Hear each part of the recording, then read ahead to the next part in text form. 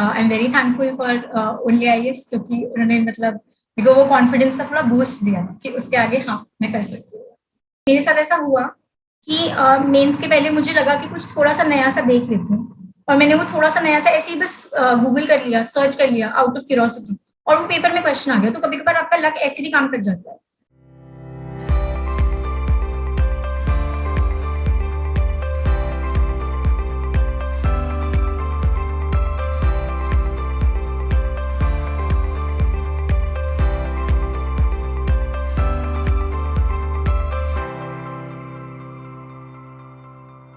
दोस्तों, स्वागत है आप सभी का ओनली आईएएस के यूट्यूब चैनल पर।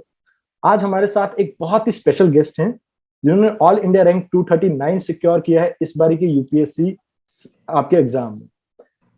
पहला क्वेश्चन तो मेरा आपसे ये है गीतिका जी, वैसे तो मैं आपका स्वागत करना चाहूंगा सबसे पहले तो।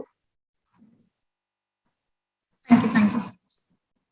पहला क्वेश्चन मेरा आपसे ये है कि 24 साल की उम्र में in the very first attempt आपने ये एग्जाम क्लियर किया। ऐसा क्या स्पेशल किया जो लाइक इतनी बड़ी मिथ है, जो लाइक बच्चे ये सोचते हैं कि यूपीएससी एक लॉन्ग जर्नी है, 3-4 साल लग जाते हैं इसकी तैयारी में। आपने ऐसा क्या डिफरेंट किया कि लाइक जो और लोग फॉलो करें और उससे फायदा मिल सके उन्हें? आई थिंक कोई अलग स्ट्रैटेजी नहीं फॉलो की मैंने सिर्फ एक चीज सोची हुई थी कि मुझे सब कुछ प्लान आउट चाहिए, और मैंने प्लान कर रखा था everything. Like 30 days in advance में प्लान रखती थी कि मुझे किस किस दिन क्या क्या पढ़ाई करनी है, और ज्यादा स्ट्रेस क्रिएट नहीं करती थी। तो आप प्रीलिम्स की जैसे डेट ले लीजिए, और उसके पहले से देखिए आप कि इस दिन पे मैं ये कर रही हूँ, या 10 डेज बिफोर मेरा ये होना चाहिए करने का। और फिर हर दिन आप अगर अपना गोल अचीव कर रहे हैं कि आज मुझे जितना पढ़ना था मैंने पढ़ लिया, तो फिर वो एक एक दिन करते करते 1 साल हो जाता है। और फिर उस चीज का, जैसे आपने प्रीलिम्स दिया तो प्रीलिम्स अच्छे से देना, उस टाइम पे अगली चीज की टेंशन नहीं लेनी है। और जब मेंस भी मैं दे रही थी, तो जब मैं अपना GS1 का पेपर देने जा रही थी, तो मैं ये सोच नहीं रही थी कि आफ्टरनून में GS2 का पेपर कैसा होगा, बस GS1 का पेपर अच्छी से होना चाहिए।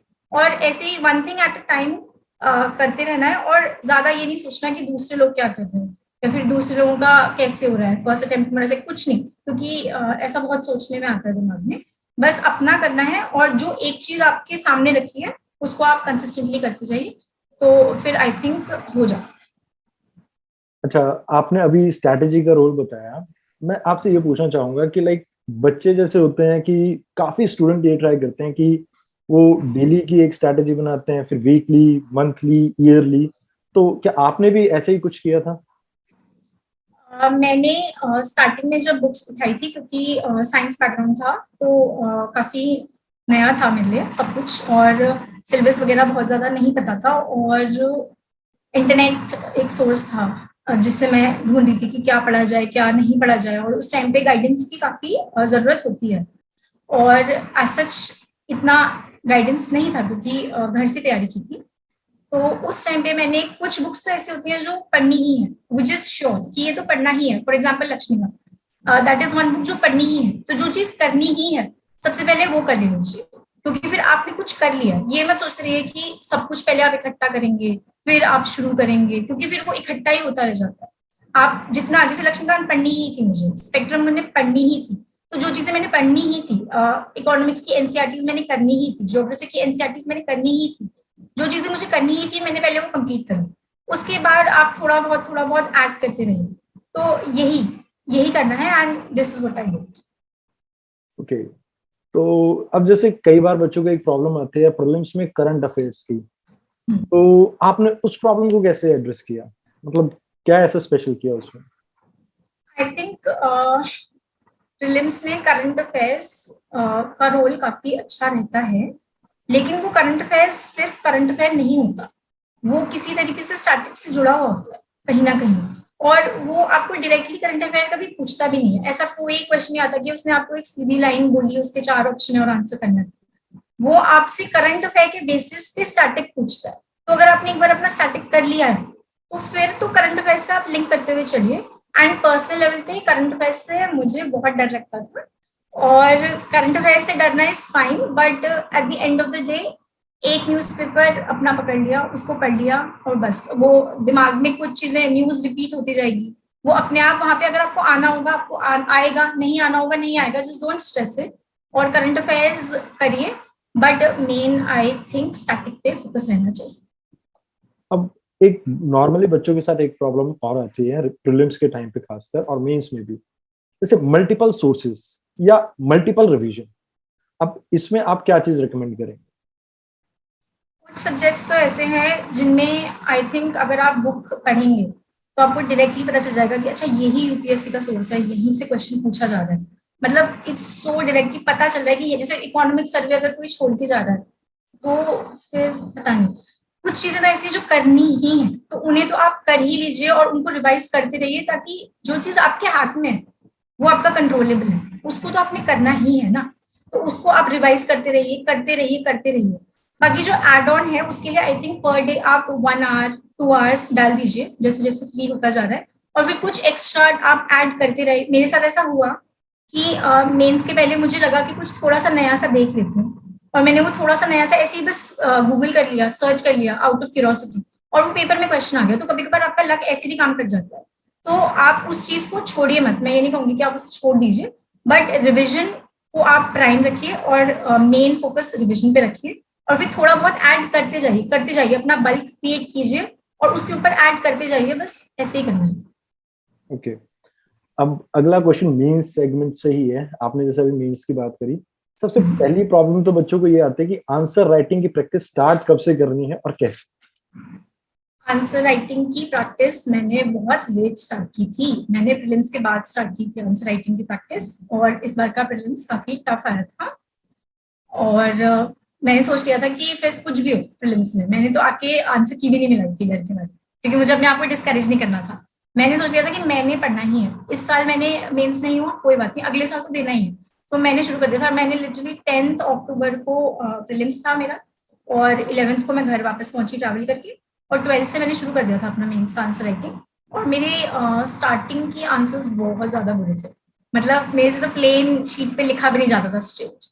लेकिन आप ऐसा कीजिए कि अपने आप को स्ट्रेस मत करना है इस चीज में, स्टार्टिंग के आंसर सबके बुरे होते हैं, किसी के भी अच्छे नहीं होते, और आप जब किसी एक टॉपर को पकड़ लीजिए, इस बार जिनकी भी रैंक होल्डर्स हैं उनकी शीट्स होंगी, किसी एक टॉपर दो टॉपर जो आपके फेवरेट है उनको आप पकड़ लीजिए और उनकी सारी शीट्स एक साथ एनालाइज कीजिए, और उसमें ये भी देखिए कि क्या प्रोग्रेस हो रही है, फर्स्ट पेपर से लेके लास्ट पेपर जो उन्होंने लिखा है उसमें क्या डिफरेंस आ रहा है, उनका क्या ग्रोथ है, क्योंकि आपकी भी यही ग्रोथ रहेगी।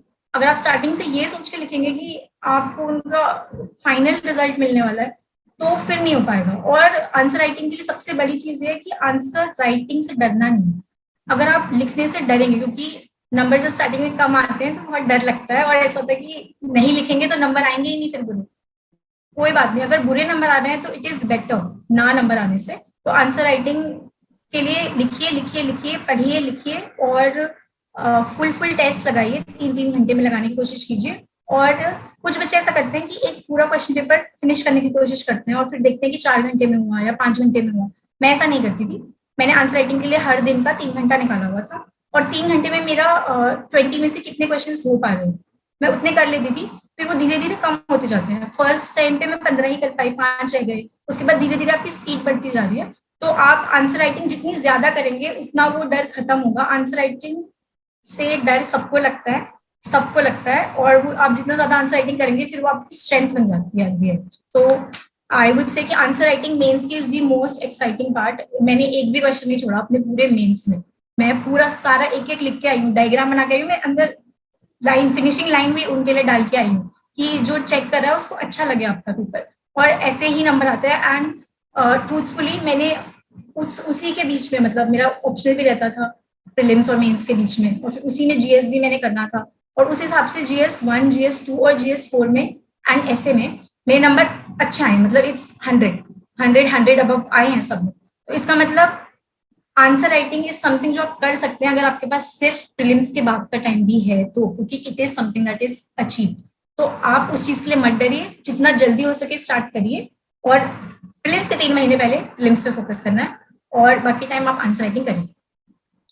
अब कई बार स्टूडेंट्स के साथ एक प्रॉब्लम आती है, उनके पास मान लीजिए एक क्वेश्चन पे बहुत सा मटेरियल लिखने को है, ठीक है, अब पेपर में एक प्रैक्टिकल प्रॉब्लम ये आती है कि कैसे उस इंफॉर्मेशन को कंसाइज करके उन 250 वर्ड्स या 150 वर्ड्स में आप लिखते हैं।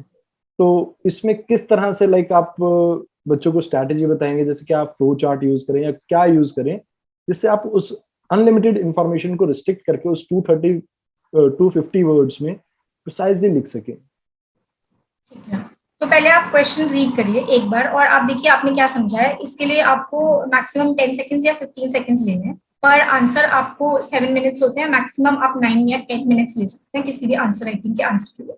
ठीक है, तो आपने 10 मिनट्स 15 सेकंड्स 10 सेकंड्स 15 सेकंड्स में पहले क्वेश्चन एक बार रीड करना है। आपके दिमाग में थॉट्स आएंगे, आपको पता चलेगा कि सिलेबस के कौन से पार्ट से क्वेश्चन पूछा गया।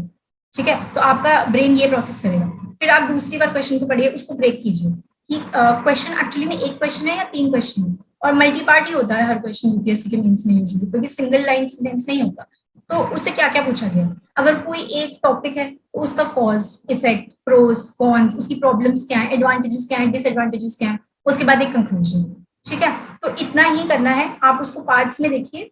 और अगर आपके स्टार्टिंग के जो आंसर्स हैं उनमें तो आप जितना क्रिएटिव हो सकते हैं, जितना अच्छा हो सकते हैं, एक 3 लाइन का इंट्रोडक्शन लिख लिया, उसके बाद एक बॉडी बना दी, लास्ट में थोड़ा टाइम कम लेने लग जाएगा। आप अगर हर आंसर अच्छी तरीके से लिखेंगे तो फिर 7 मिनट्स 9 मिनट्स में नहीं हो पाएगा।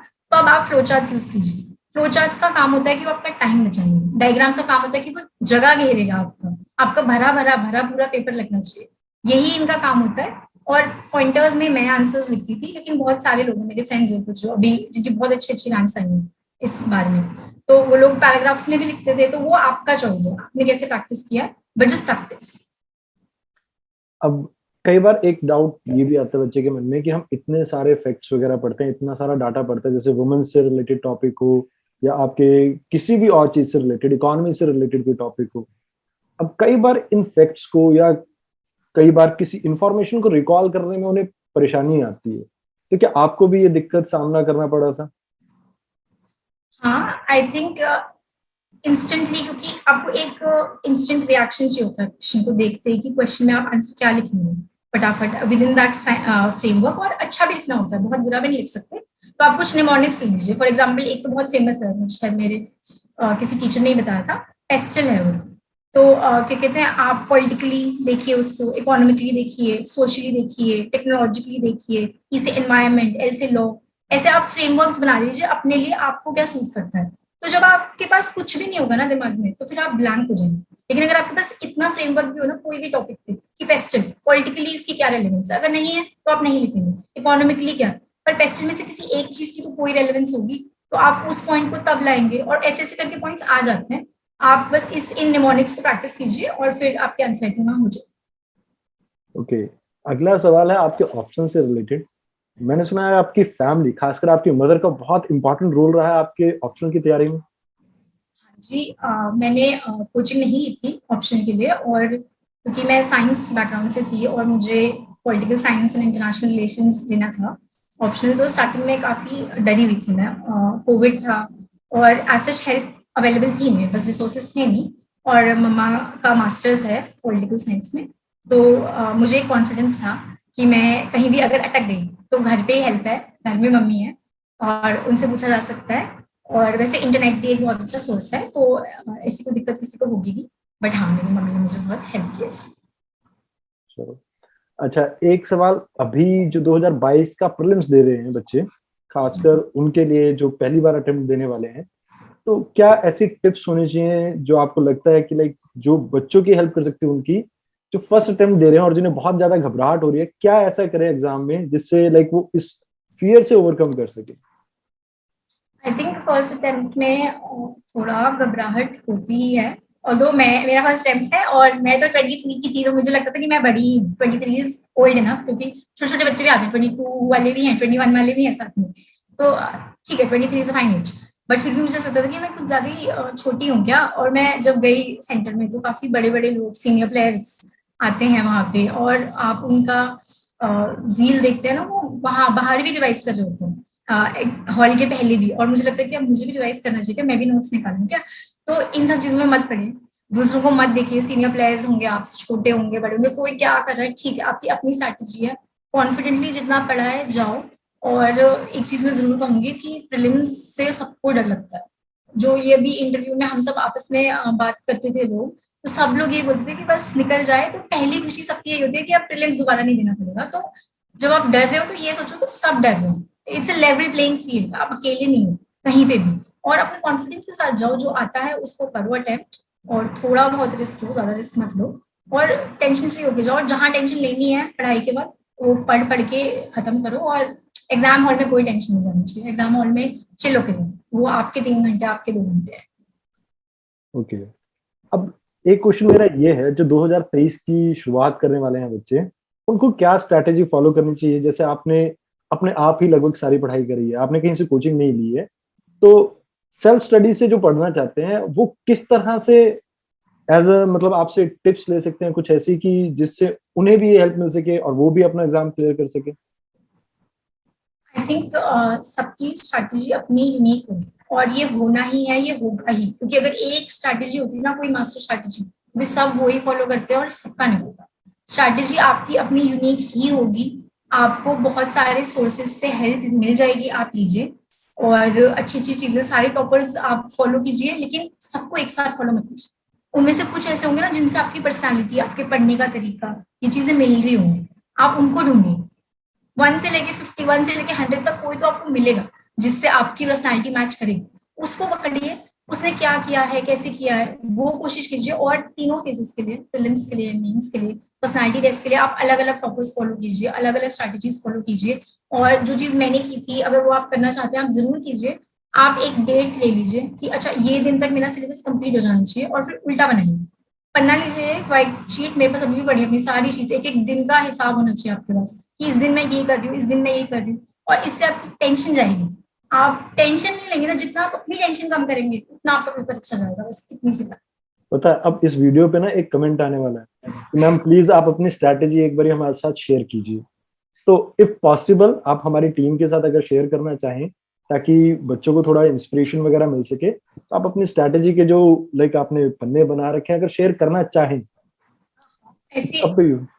हाँ हाँ, मतलब मेरी स्ट्रैटेजी आप देख लीजिए, जिसके काम आएगी, which is well and good, मुझे बहुत अच्छा लगेगा कि आप फॉलो कीजिए। आप अपनी यूनिक स्ट्रैटेजी खुद बनाइए। और ये चीज मैं तीसरी बार बोल रही हूँ शायद अब इसी वीडियो में, किसी और को नहीं देखना, किसी का कौन सा अटेम्प्ट है, किसकी क्या एज है, किसकी क्या प्रेफरेंस है, कुछ नहीं देखना। आपको खुद को देखना है, अपना पेपर क्लियर करना है, और फिर आपके बल्ले बल्ले हैं। बस आप है अपने लिए, और दूसरों को अपने बस जहां से जितनी हेल्प हो सके वो ले लो, थैंक यू बोलो, और आगे बढ़ो। बस इतना ही करना। और कभी ऐसा आपको फील हुआ कि मतलब प्रिपरेशन के दौरान काफी स्ट्रेस फील हुआ हो, तो स्ट्रेस को रिलीफ मतलब कम करने के लिए आप क्या करते थे, रिलीज करने के लिए? स्ट्रेस तो, ये जो कोविड के इयर्स थे काफी स्ट्रेसफुल थे, ज्यादातर लोगों के लिए स्ट्रेसफुल थे। और काफी कुछ चीजें सब, आई थिंक काफी लोगों को पता ही है कि it was a stressful time. काफी कुछ घर में भी स्ट्रेस था, फ्रेंड्स में भी, आपस में भी, सबको था। और स्ट्रेस का ऐसा होता है कि वो होता ही है, स्ट्रेस नहीं हो रहा है तो इस चीज का भी थोड़ा स्ट्रेस होना चाहिए। थोड़ी बहुत टेंशन इज गुड। और जो भी आप करेंगे, मैं जैसे आपको बोलूँ कि आप पर डे बेसिस का अपना गोल बनाइए, और पर डे उसको अचीव कीजिए। अपने आप से थोड़े बहुत प्रोमिस कीजिए और उनको फुलफिल कीजिए, ताकि आपका अपने ऊपर ट्रस्ट बढ़े, अपने ऊपर कॉन्फिडेंस बढ़े। क्योंकि हर कोई आपको भी बोलेगा कि यूपीएससी कॉन्फिडेंस का खेल है, बट वो ये नहीं बताएगा कि कॉन्फिडेंस होता क्या है।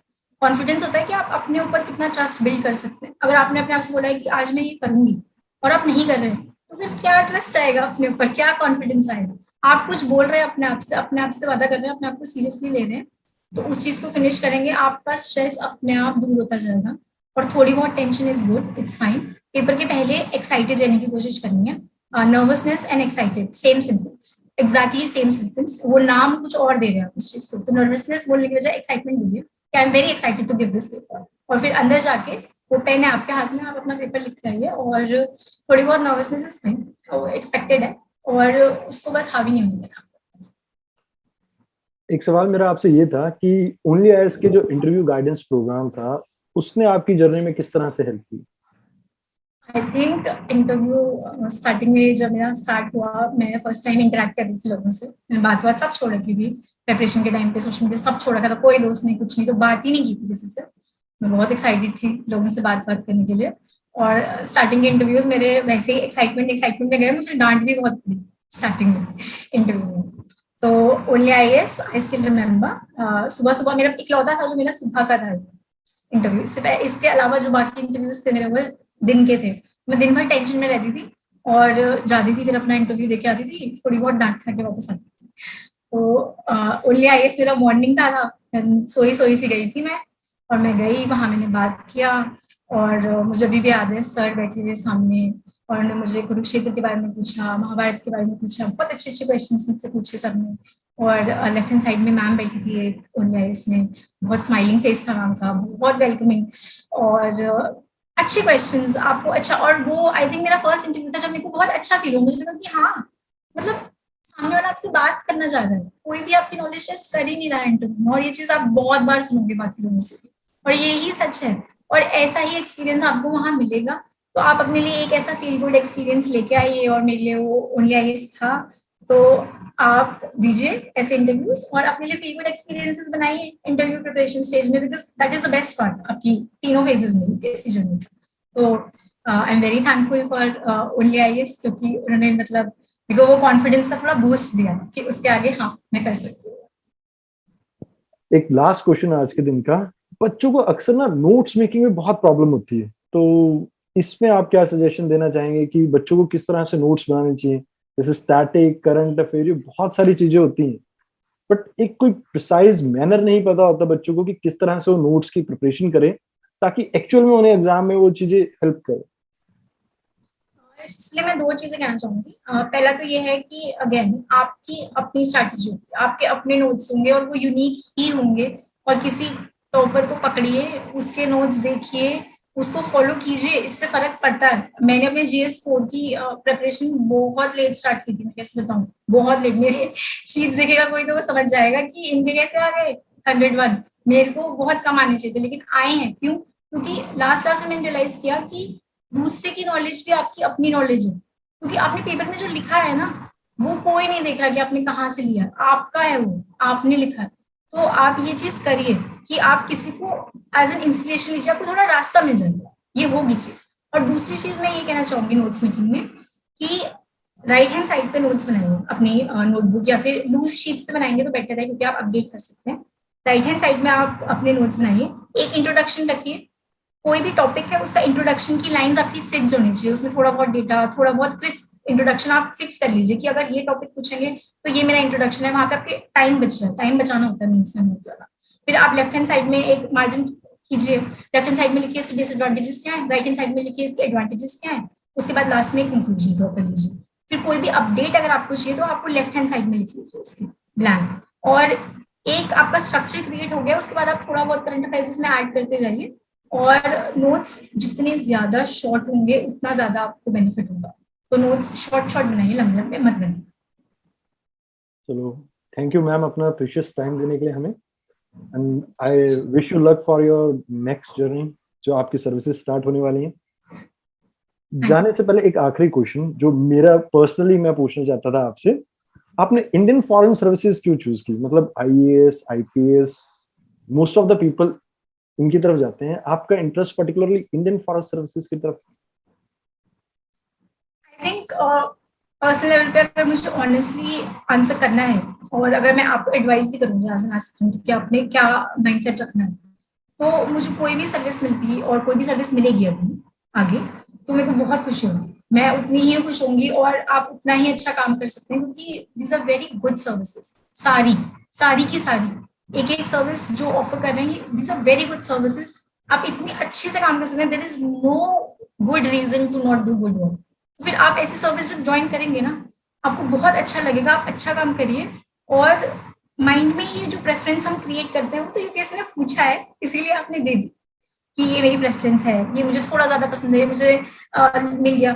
मुझे कोई भी सर्विस मिलेगी I am so happy with it, मेरे को बहुत अच्छा लगेगा। और आप भी ऐसे ही माइंडसेट के साथ पेपर दीजिए, आप अपनी मेहनत पूरी करिए, अच्छी से अच्छी रैंक लाइए, आपकी प्रेफरेंस ऊपर वाली जो है आपको मिल गई तो अच्छा है, कोई और मिली उसमें और अच्छा काम कीजिए। इंडियन फॉरेन सर्विस मैंने पर्टिकुलरली थोड़ा ऊपर इसलिए रखा क्योंकि मेरा चाइल्डहुड एक्सपोजर थोड़ा ऐसा ही था। मैंने पार्टिसिपेट किया है थोड़ा इंटरनेशनल फोरम्स में, क्लास 9 क्लास 10 से, और मैं थोड़ा इन्फ्लुएंस रही हूँ इंटरनेशनल रिलेशन से। तो मैं ये वर्क लाइफ चाहती थी। अगर मुझे कोई और सर्विस भी मिलती है तो it will be so exciting, वो भी अच्छी ही होगी। तो आप अपनी प्रेफरेंसेस बनाइए दिमाग में, बट प्रेफरेंसेस के पीछे से तैयारी नहीं करनी, आपने अपनी अच्छी रैंक ला के यहाँ पे इस डायरेक्शन में तैयारी करनी, तो ऐसे ही कीजिए। एक आखिरी क्वेश्चन, मतलब मेरे को वैसे तो कंक्लूड करना चाहिए था, बट कई लोग होते हैं जैसे जिनके आसपास कोई अच्छा कोचिंग इंस्टीट्यूट नहीं है, जैसे आपके पास भी नहीं, मतलब आसपास के इलाके में कोई नहीं है, दिल्ली ही आना पड़ता है। तो दिल्ली आने की मिथ जो है, क्या वाकई इतनी जरूरी है कि घर पे तैयारी हो सकती है तो लोग क्यों नहीं कर पाते? मतलब लाइक उनके लिए क्या ऐसा आप कहोगे कि लाइक दिल्ली जरूरी है या नहीं है, उसके बारे में आप क्या कहना चाहेंगे?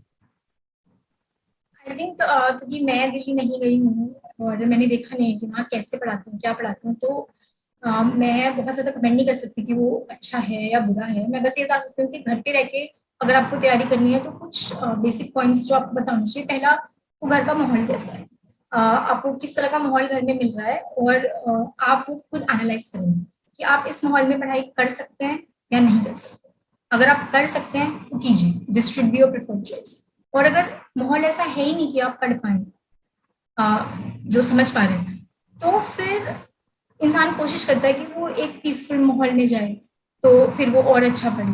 लेकिन अगर आप सिर्फ शौक शौक में दिल्ली जाने की सोच रहे हैं, तो फिर आई थिंक फोकस्ड रहिए। कोई भी फोकस्ड रहेगा और अच्छी से पढ़ाई करेगा तो पेपर दिल्ली में, दिल्ली के बाहर कहीं से भी क्रैक हो जाएगा। थोड़ा कॉन्फिडेंस और हार्डवर्क इज फाइन। मतलब जाना भी है तो आप जा सकते हैं, नहीं भी जाना है तो I think that's also fine, क्योंकि निकाल रहे हैं बच्चे घर से। थैंक यू गीतिका जी अपना प्रीशियस टाइम देने के लिए। उलियास की टीम की तरफ से आपको एक बार फिर से कंग्रेचुलेशंस आपकी इतने बढ़िया रैंक के लिए, और अपना प्रीशियस टाइम देने के लिए धन्यवाद। Thank you so much.